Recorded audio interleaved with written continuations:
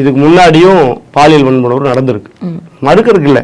ஆனா கூட்டு பாலியல் வன்முறை நடக்கிறதே திமுக ஆட்சியில் தான் ஃபர்ஸ்ட் டைம் நடந்திருக்குது. நீங்க பார்க்குற எல்லா இடத்துலையும் கூட்டு பாலியல் வன்முறை. இது மிக கொடூரமானது. இது என்னடா காரணம்னு கேட்டா போதை தான் காரணம். சரக்கை போட்டுட்டு கஞ்சாவை அடிச்சுக்கிட்டு மெத்தமேட்டமைனை போட்டுக்கிட்டு அவன் என்ன பண்றானே அவனுக்கு தெரிய மாட்டேங்குது.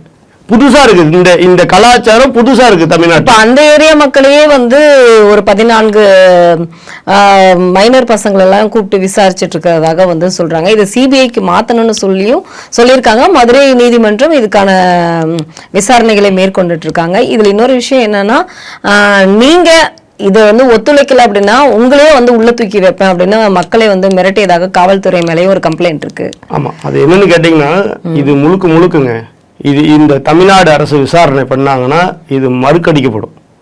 ஏன்னா இது முக்கியமான காரணமே போதை தான், கஞ்சா தான். இது பெரிய ஒரு நெட்வொர்க். இது நீங்க ஒவ்வொரு போலீஸ் ஸ்டேஷன்லையும், தமிழ்நாட்டில் இருக்கிற ஒவ்வொரு போலீஸ் ஸ்டேஷன்லையும் இந்த கஞ்சா கடத்துறவன், மெத்தபெட்டமைன் விற்கிறவன், இவனுக்கு இந்த மாதிரி செய்யறாங்க இல்லையா, இவங்க எல்லாரும் ஒரு மாசத்துக்கு 5-10 லட்சம் ரூபா மினிமம் தராங்க. மெட்ரோபாலிட்டன் சிட்டியை பொறுத்த வரைக்கும் 20-50 லட்சம் ரூபா வரை பணம் தராங்க. இந்த காவல்துறை எப்படிங்க அவங்க மேல நடவடிக்கை எடுக்கும்? கஞ்சா வைக்கிற மேல எப்படி நடவடிக்கை எடுக்கும்? அவன் தான் மாசமான 5 லட்சத்துக்கு கொண்டு வந்து கப்பம் கட்டிட்டு போயிடறானே, எப்படி நடவடிக்கை எடுக்கும்?